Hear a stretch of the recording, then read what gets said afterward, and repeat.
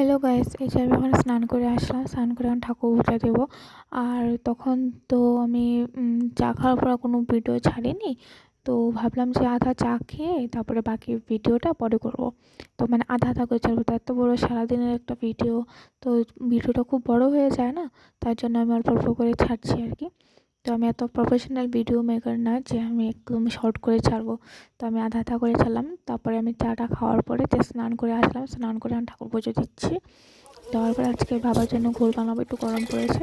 তো ঘোল বানানোর জন্য যা যা প্রয়োজন, দই, চিনি, লবণ, জল, লেবু সব নিয়ে নিয়েছি। এক এক করে সব দিয়ে দিচ্ছি, এখন মিক্স করছি। মিক্স করা হয়ে গেল আমার, তো ঢেলে নিচ্ছি। তো আমি খেয়ে দেখেছি, খুব টেস্টি হয়েছিল। তারপরে এখানে মা আলু কেটে রেখেছে।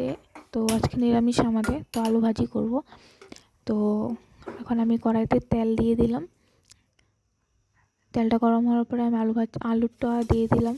আলুগুলো দেওয়ার পরে ভেজেছি, দেখো একটু একটু লাল হয়ে গেছে, যে মোবাইল দেখছিলাম বলে।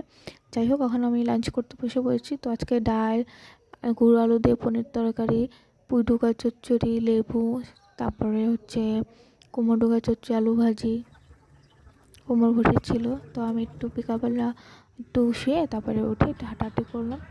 তো এখানে বসেছিলাম।